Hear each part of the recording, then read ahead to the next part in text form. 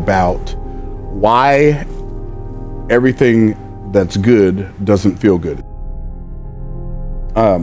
So it's amazing how we're so confused by our experiences. We think our experiences are confirming our life, but a lot of times the things we're experiencing are confusing our life. Like our dream, right? So we have these dreams, right? Then we go from dreams to we start proclaiming our dreams, and we start progressing towards our dreams, and then before you know it, we have all these protagonists because we have a dream, right? They hate us. And so dreams then bring on the drama, right? So the dream, when you have the dream, you're excited, right? I got a dream. I have a dream, right? I'm excited. But then the drama comes and I become exhausted. And I become so exhausted in the drama that I'm tempted to forget about the dream. And then finally, I step into my destiny. When I step into my destiny, now I'm experiencing exhilaration. So I go from excited to exhausted to exhilarated because of the dreams and the drama and the destiny of my life. How many of y'all picking up what I'm putting down? Does that resonate with y'all? Because like for me, I'm like, I've had so many seasons where I had this dream and I'm working towards this dream, and it just seemed the more I worked on it, the more drama it brought.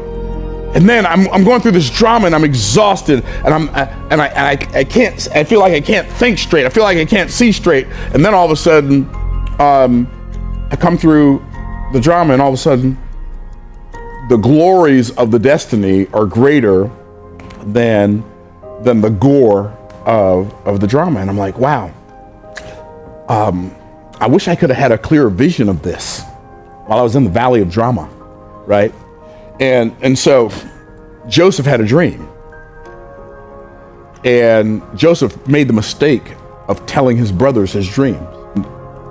The scripture says they hated him for his words and for his dreams. I want y'all not to be surprised when people in your family can't understand your dream. They can't comprehend the dream that God gave you, right? And some people don't like your dream because they're not the star of your dream, right? Right? They don't like your dream because your dream elevates you above them. Just because the people around you can't see what God placed in you, don't make the mistake of thinking that God can't see it. He can see it because he's the one that put it there. He's the one that looked at your vessel and said, that's a good place for that vision. That's a good place for that dream. That's a good place for that seed. That person right there, I'm gonna use them to do something. And when they do it, everybody looking at him won't be able to blame it on nobody but me. So Joseph's brothers hated him. They hated him so much, some of them wanted to kill him, and the rest of them said, no, let's don't kill him. Let's make some money off this deal. Let's sell him. They sold him into slavery, right? And then they sell you, and now you go into a foreign country, you're like, I didn't even do anything, right? Well, so Jacob's sons came back and lied to their dad. Now there's a famine in the land. Joseph comes up with a plan for the famine. So Pharaoh says, well, since you're the one who understood the dream, what's the plan? I'm going to put you in charge of it. Well, Joseph said, here's the plan. When things are going good, we're going to put back 20%, and we're going to save 20% in the 7 years of plenty.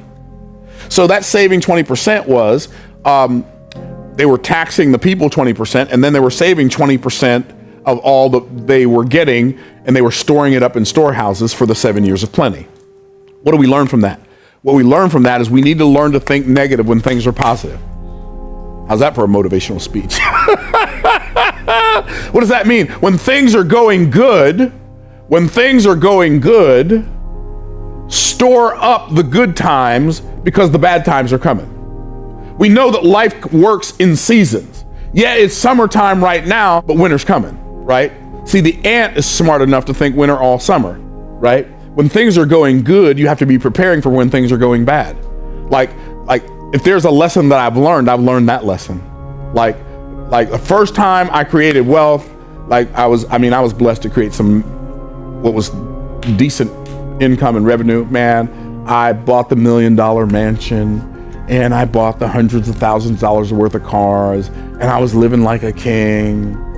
And then all of a sudden it dried up. It wasn't all of a sudden, but it felt all of a sudden to me.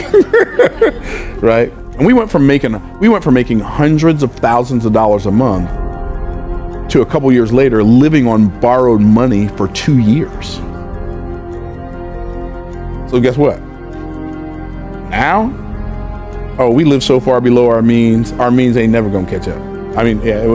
We ain't never gonna catch up to living up. Like, we live so far below our means, and I have some nice stuff, but like, I don't live in $1 million mansion or multi-million-dollar mansion. I might one day, but it ain't today, right? And I could pay cash for a multi-million-dollar mansion if I want to. Go write a check for one right now, but that ain't what I'm fixing to do. Why?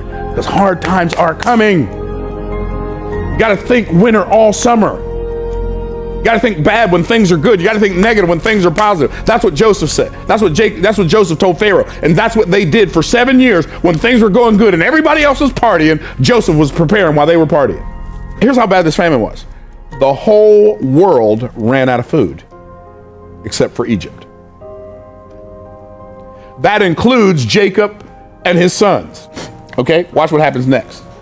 They went down to Egypt, bought some food. Joseph recognized his brothers, but his brothers didn't recognize him. He said, I'm about to have some fun with these jokers. He said, y'all know y'all spies. Y'all ain't down here to buy no food. Y'all came down here to spy out the land. No.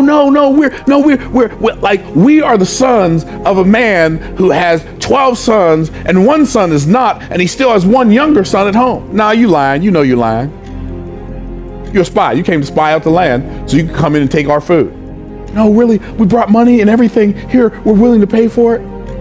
Said, okay, all right, here's what we're gonna do.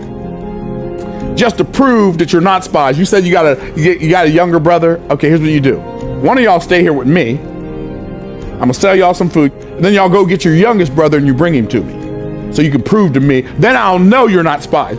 Joseph just wanted to see his little brother. He said, okay. So they went back home with the food. They got home. The money that they brought, Joseph instructed his servants to put it back in their bags. Now they get home. Their brother Simeon's still in Egypt. They go back, they open up their sack, they're like, Dad, I don't know what happened, but we paid him for the food, and then we came, and then he kept Simeon because he said he's not going to let Simeon go unless we bring Benjamin back. So that's when we come into the story, okay? Here's what Jacob said. Jacob said, me have ye bereaved of my children Joseph, and Simeon is not. Joseph is not, and Simeon is not. That bereaved means literally you've aborted my children. You've murdered my children. Their conscience, can you imagine how their conscience is beating them up? Their father even suspected they were the ones who killed Joseph. Like, said, you have bereaved me of my children. Joseph is not, and Simeon is not, and you will take Benjamin away. All these things are against me. How many ever felt that way? All these things are against me. I lost my job. I don't have any money. All these things are against me. The doctor gave me bad news and my spouse wants a divorce. All these things are against me, right? But I'm gonna tell you something. Hear me when I tell you. You cannot know whether something is good or bad looking at it through the windshield of your life. You will only be able to tell if it's good or bad when you get past it and look in the rearview mirror. What do we learn from that? That all these things may feel like they're against you, but they're not. Stop lamenting your lamentations. Stop cursing your cursings. You're cursing your curses. Start asking yourself, what does God want me to get from this trial? Instead of begging God to get you out of the trial. Because God's more interested in you getting something from the trial than he is you getting out of the trial. See, God can take something painful and turn it into something powerful. God can take something difficult and turn it into something dynamic. And so what we've got to do is we've got to learn how to trust that God is doing what he's doing, and what he's doing is more important than what any human is doing, to us or against us. All these things are against me? No, all these things are for So in America, like segregation, racism, all that stuff, I think sometimes we forget the strength that we would not have had our ancestors not gone through that struggle. Because there is no strength without struggle.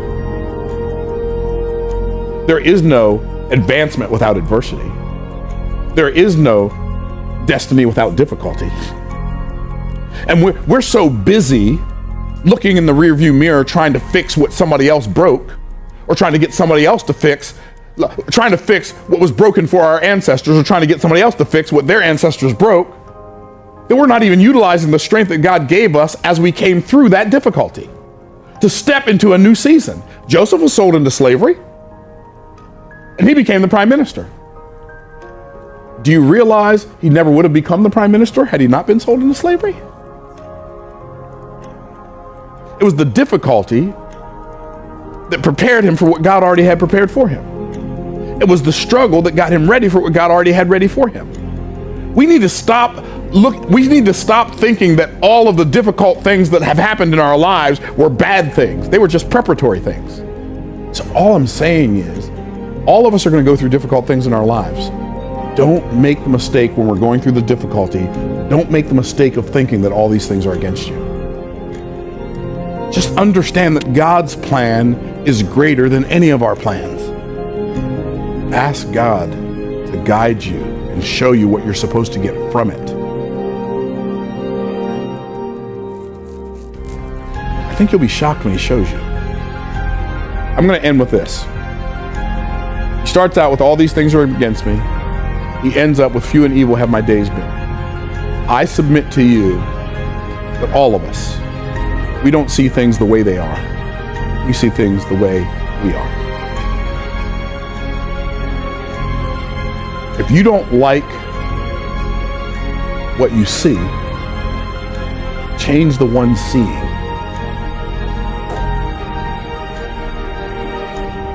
If you'll begin to allow the Word of God to adjust your perspective and bring into focus all the blessings, some of which were wrapped in curses, I think you'll be amazed and walk through the rest of your life with an attitude of gratitude for the blessings of God upon your life.